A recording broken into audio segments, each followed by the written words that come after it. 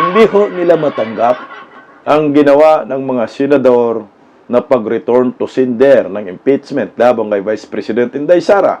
Kaya naman itong si Laila de Lima, manghiyak-hiyak na dahil excited siya magiging prosecutor. Kasama yung kaibigan niyang si Jok. Jok, no? Ayan. O, narito yung kanyang pag-iyak. Harap-harapan na tayong niloloko. Oh! Kakaibang korte ito. Ah! Korte ng kababalaghan. Mayos ka la.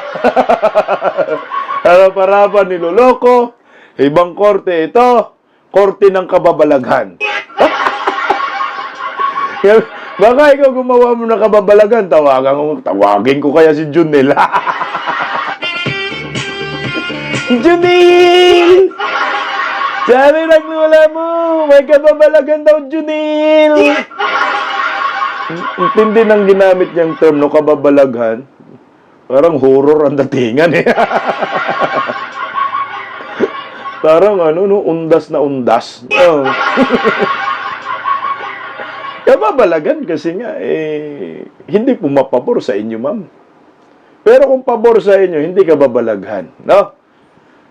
Kung pinag-uusapan po natin na kababalagan, ay yung ginagawa ho ninyo na pag-file ng impeachment kay Vice President Inday Sara na walang tamang proseso. Minikos-mikos ho ninyo. Kasalanan din naman ninyo yan. Kung gusto nyo pala na hindi ma-return to sender ang inyong sulat na bako-bako, nung sumulat kayo, inayos ninyo yung sulat ninyo. Naayos ninyo yung proseso, yung address, yung pangalan, para hindi babalik sa inyo. Alam niyo ho, pag return to sender, mali yung intro. Mali yung enter ng address, enter ng pangalan na pinapadalhan. Ito yung nakikita ng mga senador. Yung 1-year-old, abogada ka ma'am, nagiging DOG ka, alam mo yan. Ikaw nga nasa labas pa rin yung sabi ng Court of Appeals, yung pagpawalang sala mo ay ni-reverse nila Yan yung kababalagan, ba't nandiyan ka pa sa labas? Dapat return to sender ka rin, ma'am. Return to rehas. Kaya tuloy. We have just witnessed proceedings without boundaries, where the Constitution, the law, and the rules burn. By remanding the impeachment complaint to the House, the Senate simply made things up as it went along, without care for either constitutionality or propriety. Hoy! Di na kinailangan ng abogado dito dahil wala na sa batas ang pinag-usapan. Kaya tuloy, sana sa palengke na lang final ang impeachment case. Dapat sinabi mo yung itang balustos.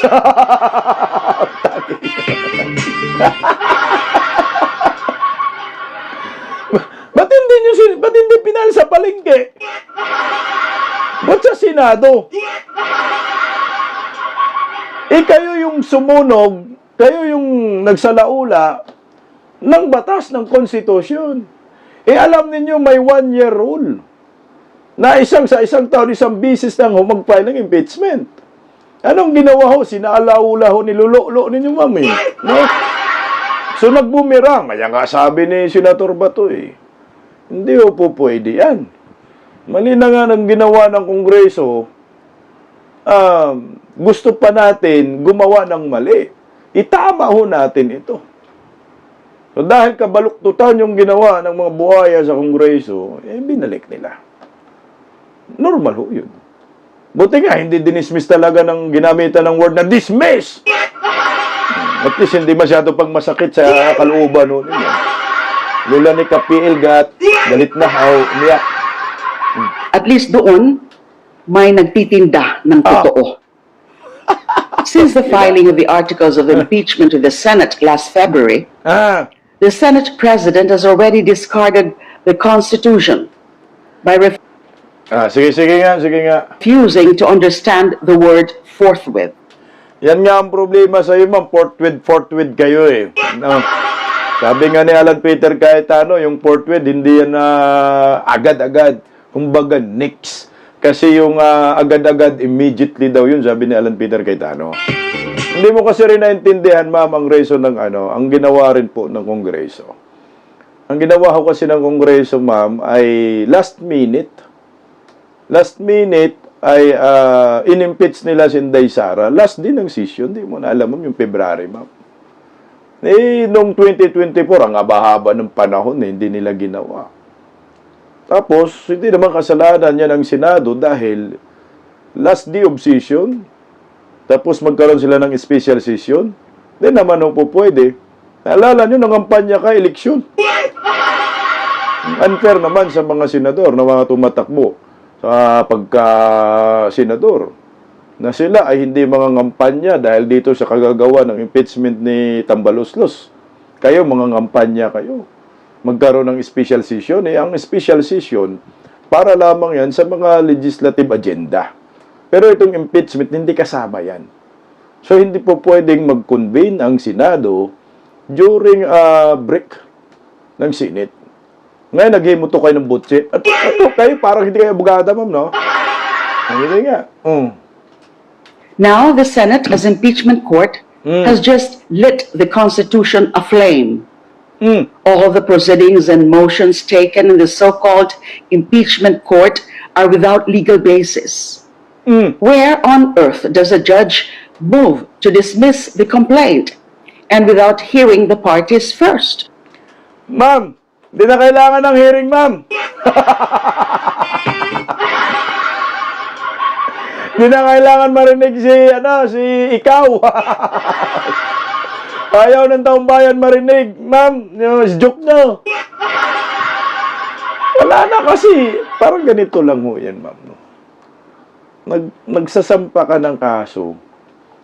Pagtingin ng ang tawag dyan, yung lower court, sabihin na lang natin saan mo sinasampat. Pag tinignan ng korte, may tama yung complaint mo, hindi ko tatanggapin. So, ibabalik ko sa'yo. Yan lang yung nangyayari. No? Sa inyong impeachment. Sabi mo, saan daw korte? Sa mundo. Na binasura, na hindi naririnig yung, nagrereklamo. May problema nga eh. Kaya binalik sa inyo. So, pag-usapan nyo na lang muli yan, ma'am.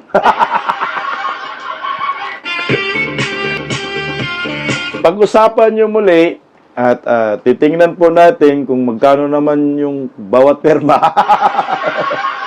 Kasi nangaraan, di ba? 150 million, sikat na sikat eh.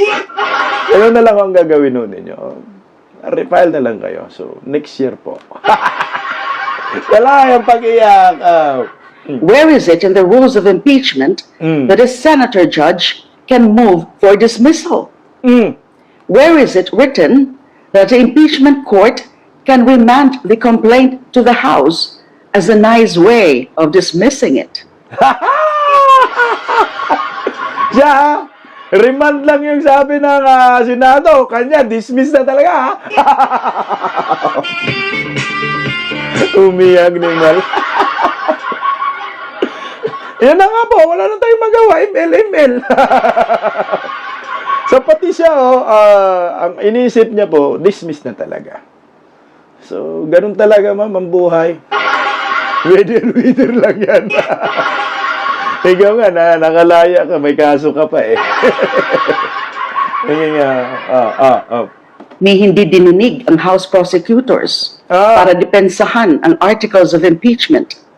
Ni hindi hinintay ang ini-impeach o in-impeach na siya mismo ang magpa-dismiss.